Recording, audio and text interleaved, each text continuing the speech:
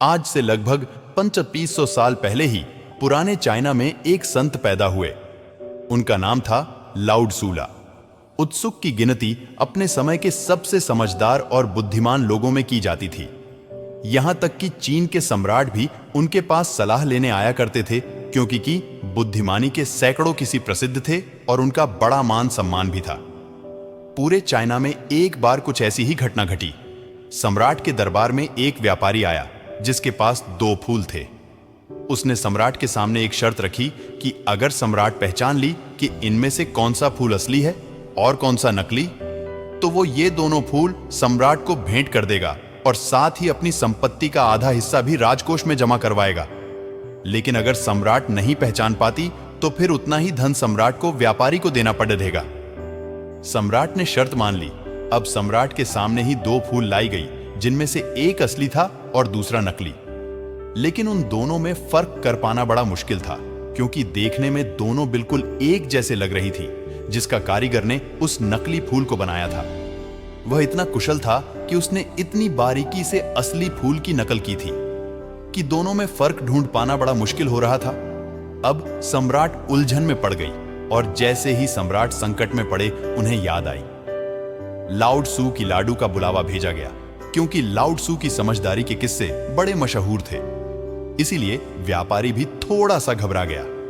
हालांकि वह से कभी मिला नहीं था, लेकिन उसने उनके बारे में सुना बहुत था कि बहुत ही बुद्धिमान व्यक्ति हैं। तू तक संदेशवाहक में संदेश भेजा कि सम्राट एक दुविधा में फंस गए हैं। 2 फूलों में पहचान करनी है, लेकिन सम्राट पहचान नहीं पा रहे हैं। लालू सम्राट के दरबार में पहुंची। लाओ त्सु ने उन दोनों फूलों को बड़े ध्यान से देखा और उनमें फर्क पहचानने का प्रयास किया, लेकिन पड़ गई। वो भी थोड़ा परेशान हुई कि इनमें से कौन सा फूल असली है और कौन सा नकली, क्योंकि देखने में दोनों फूल खूब हूं एक जैसे थे। लाशों को भी उनमें अंतर कर पाने में बड़ी मुश्किल हो रही थी। फिर ने व्यापारी से थोड़ा सा समय मांगा और वो टहलते हुए दरबार की खिड़की तक गई और उन्होंने उस खिड़की को खोल दिया।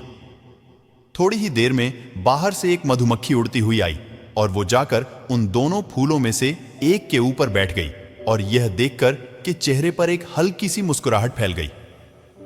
सम्राट समझ गई कि लाओ त्सु ने इस दुविधा का हल ढूंढ लिया है, असली फूल को पहचान लिया है।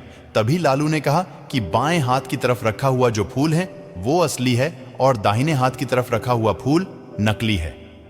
व्यापारी बड़ा हैरान हुआ, क्योंकि वह भी कभी कभी बीच में यह भूल जाता था कि कौन सा फूल असली है और कौन सा नकली। उसे भी याद रखने में बड़ी ही परेशानी होती थी। उसने आश्चर्यचकित होकर लाओ त्सु से पूछा कि आपने पहचाना कैसे? लाओ त्सु ने कहा कि मनुष्य की आंखों को धोखा दिया जा सकता है, लेकिन इस प्रकृति को ताव को धोखा नहीं दिया जा सकता। प्रकृति कोला उत्सुक था। वो कहा करते थे, इन फूलों को देखकर इंसान भले ही अपनी आंखों के कारण धोखे में पड़ जाए, लेकिन एक मधुमक्खी को धोखा नहीं दिया जा सकता। मधुमक्खी आकर हमेशा एक असली फूल पर ही बैठेगी। तो यह थी एक छोटी सी कहानी की बुद्धिमत्ता के बारे में। यह कहानी हमें सिखाती है कि अगर हम ध्यान दें तो हमारे आसपास ही बड़ी से बड़ी समस्याओं का समाधान छुपा होता है। आशा करता हूं कि आपको यह कहानी पसंद आई होगी और आपके जीवन की दुविधाओं को हल करने में यह कहानी आपके काम आएगी। धन्यवाद।